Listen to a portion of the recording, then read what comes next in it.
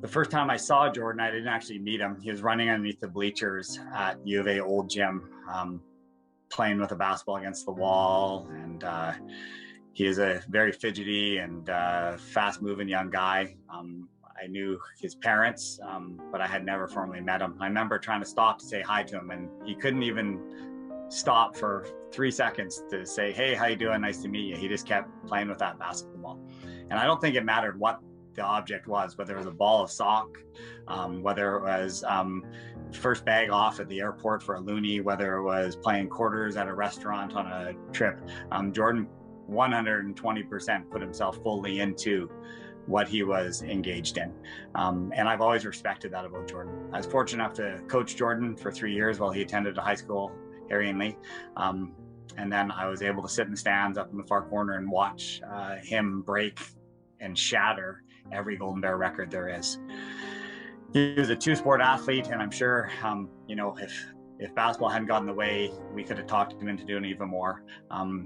He's an elite level volleyball player, and I wouldn't be surprised if he had been on the senior men's national team for volleyball, just like he made the senior men's national team for basketball.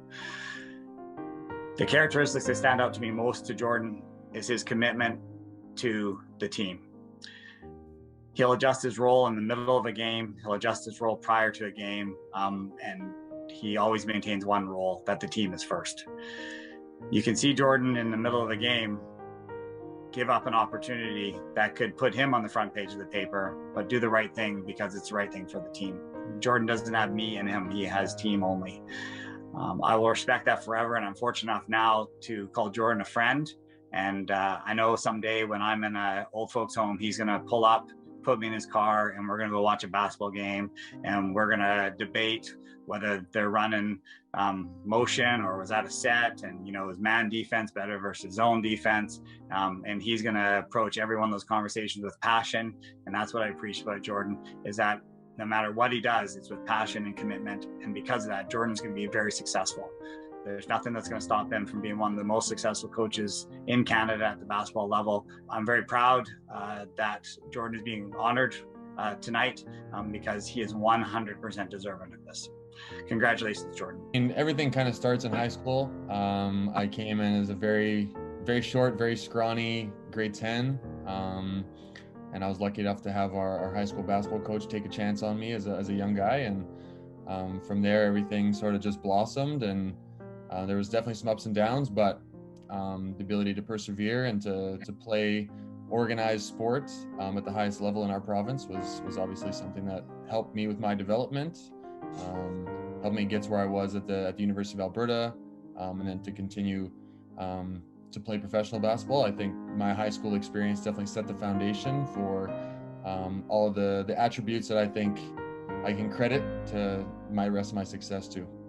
I think when you're a student athlete, you definitely need to be able to have a little bit of a better handle on time management, especially if you want to compete at the highest level and achieve at the highest level, both on the floor and in the classroom. So for me, being able to balance definitely helped out. And you just want to give it your all in everything that you do. So for me, being able to commit my effort 100% on the basketball or volleyball court, it just helped me stay focused and on top of things in the classroom as well.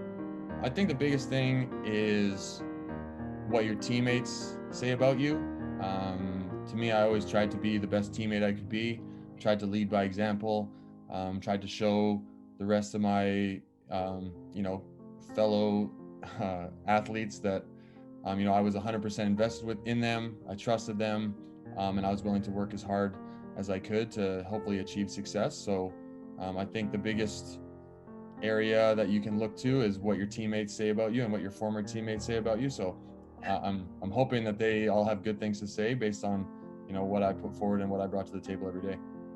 I mean, it's where everything starts. Obviously lots of changes are going on, both, physically and mentally in high school athletes, and to be able to give them a structured place to, really explore themselves, to challenge themselves and to learn about themselves is super important. I think high school athletics does a great job of doing that. So anything we can do to kind of foster that growth and support high school athletics is a win.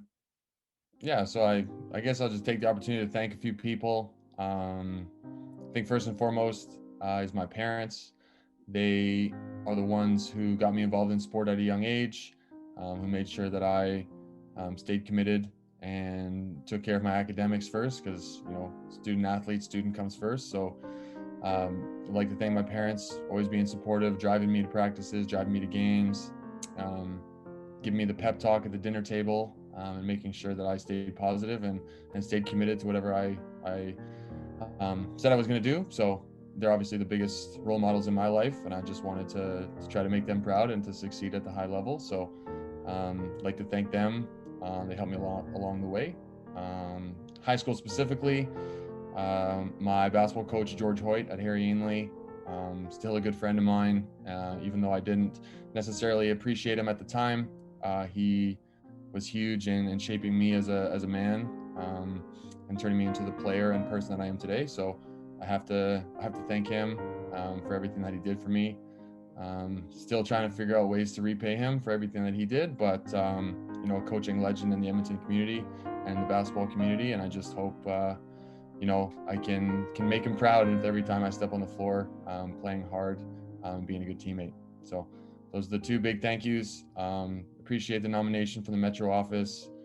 Thanks so much to ASAA for accepting the nomination. Very honored, and especially in Alberta, where there's tons and tons of talented high school athletes. I'm just very proud and very honored to be nominated and accepted into the Hall of Fame.